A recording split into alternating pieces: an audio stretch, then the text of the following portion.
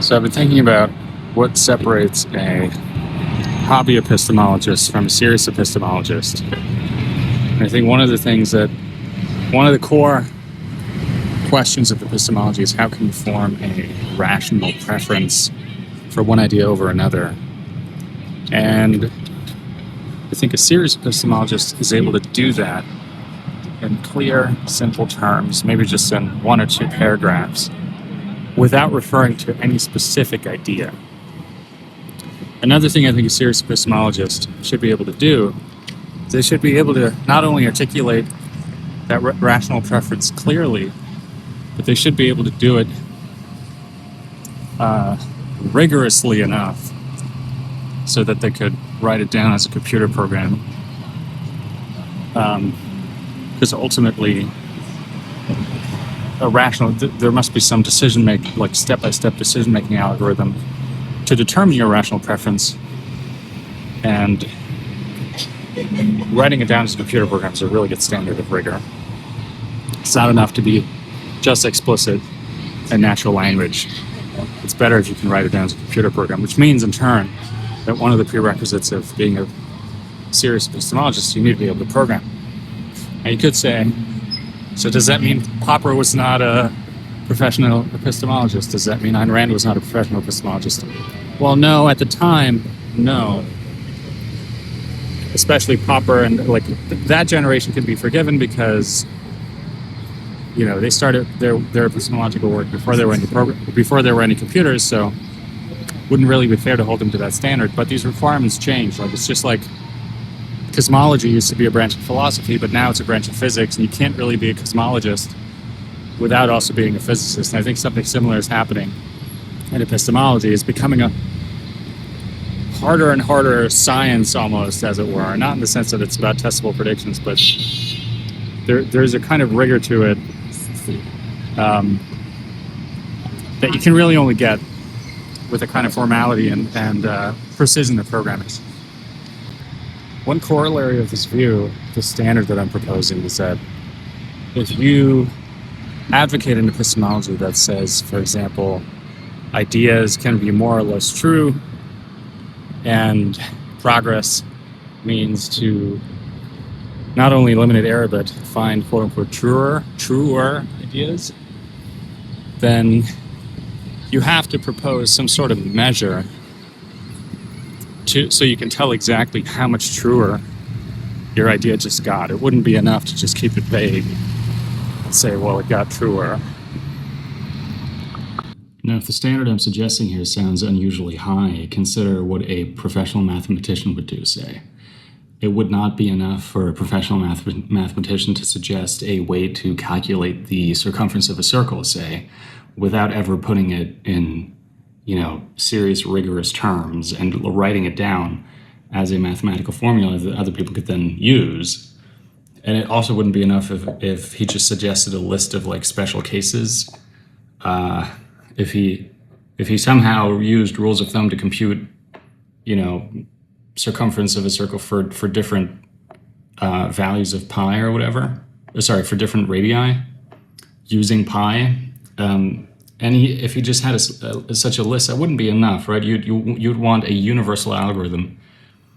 And I think you really want the same thing for decision-making and rational preferences in epistemology. And anything less than that is not really good enough. So hopefully that shows that what I'm suggesting is not really that high of a standard. It's pretty common in other serious fields like math. Now, one objection you might raise is, okay, but math is... calculating the circumference of a circle is not a creative thing, right? You don't need creativity for that. You can just plug that into a computer.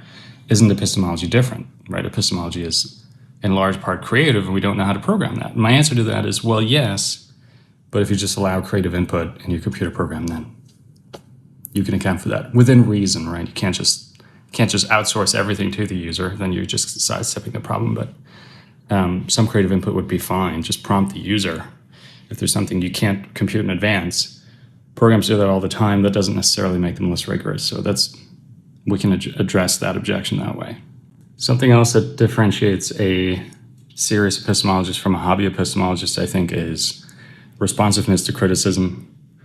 If somebody who's interested in epistemology or says they're interested in epistemology, and then you raise some objection and they have no answer, and then like a week later you raise the same objection again, and they just say, well, I've been traveling, or I'm going to be busy for a month or something.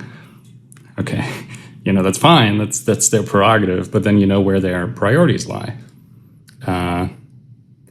It'd be different, like, again, go into math or some other serious field.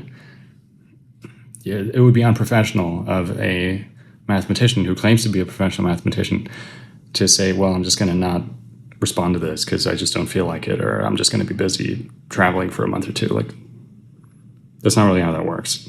Another thing that's important, I think, for professional epistemologists or serious epistemologists to realize is that there need to be consequences for error. This goes to Thomas Sowell's point, I think, that there have to be consequences for error. Otherwise, you get these, armchair philosophers in ivory towers who just keep being wrong their whole lives. Like, Paul Ehrlich's an example of that. Noam Chomsky is another example of that. Like, there are people who, there are absolutely, or like, if any, there are very little consequences for those people because they operate in a system that kind of shields them from consequences for their errors. And I think that's wrong. I think in the Popperian spirit, we should make our theories vulnerable to criticism, vulnerable to error, and we should impose some sort of cost on ourselves. Not in the sense that we should go out and punish others for being wrong, not at all. But we should create incentives for ourselves to change our mind when we're wrong. I think one good way to do that is on Veritula, veritula.com, veritula.com. You can set a bounty. And you can just say, hey, if anybody finds, criticisms of this idea of mine, I'll pay them like $100 or something. I think that's a pretty good indicator that somebody's serious about their ideas and about finding truth. Now, maybe one of the key requirements for a serious epistemologist over a hobby epistemologist is that readers, consumers of your ideas, feel empowered to think. You need to be an advocate of reason. There are some people out there there are a lot of people out there, unfortunately, whose goal is to undermine reason, to attack reason, and convince you that you're not really capable of rational thought. There's a long tradition of that, and I think that this immediately disqualifies people from being a serious epistemologist. When you read a text by a serious epistemologist, you feel empowered to think. You feel empowered to make better decisions in life. You become more optimistic. Again, it has this empowering aspect.